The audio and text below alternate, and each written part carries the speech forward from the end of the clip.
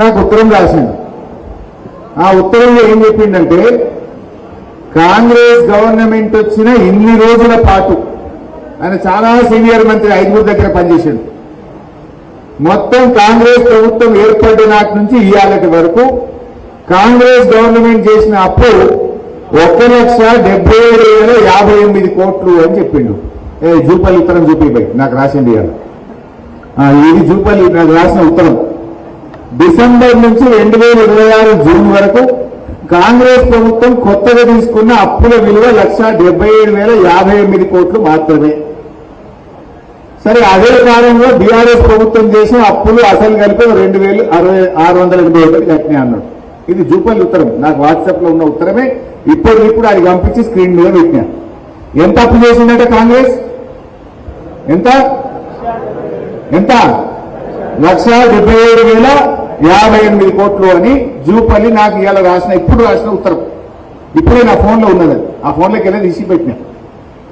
ఇక నేను reserve Bank of India రాష్ట్ర ప్రభుత్వం చాలా రకాల అప్పులు చేసింది.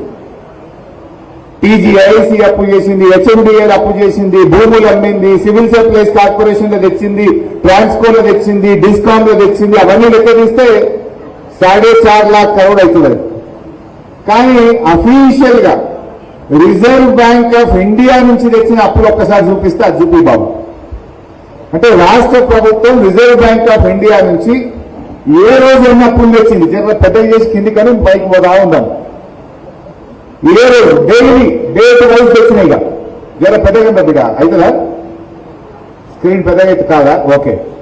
ఫస్ట్ చూడండి, డిసెంబర్ 12, 2023 అంటే కాంగ్రెస్ వచ్చింది డిసెంబర్ 7, 2023. డిసెంబర్ 12, 2023 నాడు 500 కోట్లు. డిసెంబర్ 19, 2023 నాడు 500.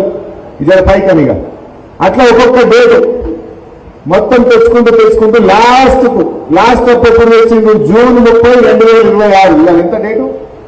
జూలై 3 తారీఖు. లాస్ట్ అప్పు ఎప్పుడు తెచ్చిందంటే జూన్ 30, 2026 నాడు 2,000 కోట్లు అప్పు తెచ్చిండు. అది 175వసారి రిజర్వ్ బ్యాంక్ ఆఫ్ ఇండియాలో తెచ్చిన ఎఫ్ఆర్బిఎం అప్పు. మొత్తం పూర్తి ఎంత అవుతుందా? 1,86,067 కోట్లు. ఇది నాది కాదు statement, Reserve Bank of India. మీరెవ్వరు పోయి గూగుల్లో పెట్టినా తెలంగాణ ప్రభుత్వం తెచ్చిన అప్పు రిజర్వ్ బ్యాంక్ ఆఫ్ ఇండియా ద్వారా ఎఫ్ఆర్బిఎం అప్పు ఎంత అని గూగుల్ అడిగినా, Reserve Bank of India website పోయి చూసినా ఎంతుంది అప్పు? 1,86,087 కోట్లు. మరొకసారి చూపండి పెట్టు.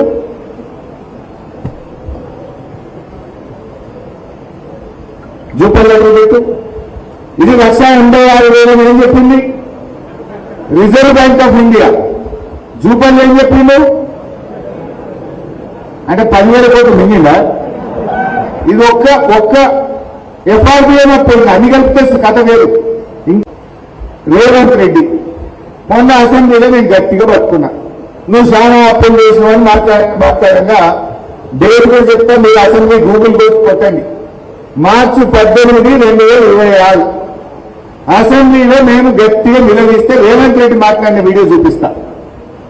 మార్చి 18, 2026 నాడు అసెంబ్లీలో రేవంత్ రెడ్డి మాట్లాడుతూ, మా గవర్నమెంట్ 27 నెలల్లో చేసిన అప్పు 3,47,000 కోట్ల 294 కోట్లు అని చెప్పాడు రేవంత్ రెడ్డి. అసెంబ్లీలో చెప్పిన మాట 3,47,294 కోట్లు అప్పు చేసినాము అని అసెంబ్లీలో రేవంత్ రెడ్డి చెప్పిండు. ఈ మాట 5 నెలల కిందిది.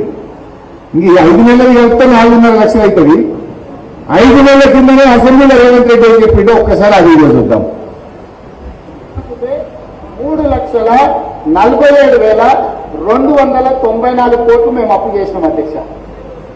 ఎప్పటి నుంచి? 1/12/2023 నుంచి అధ్యక్ష. బాగా సభ్యులంగా వినాలి.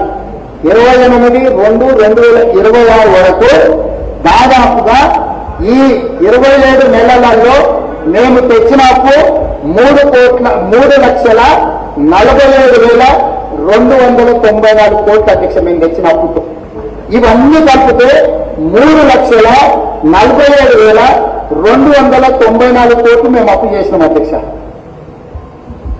జూపల్లి ఎంత చెప్పింది కదా ఎంత నగదు చెప్పిన జూపల్లి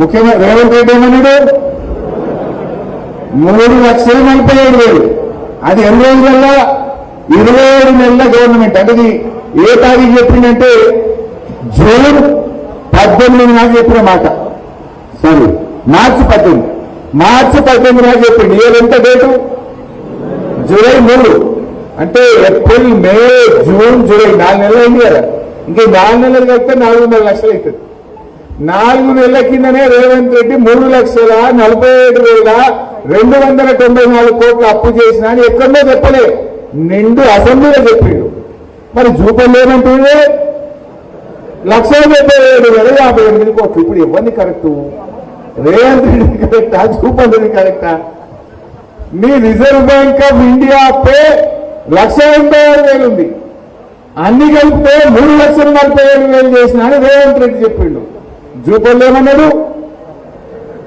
అంటే ఇప్పుడు ఎవరు రాజీనామా చేయాలి ఎవరు చేయాలి రాజీనామా పాలమూరు బిడ్డలైతే పౌరుషం ఉంటే సీను వ్యక్తులుంటే తక్షణమే రాజీనామా చేయించారు జూపల్లి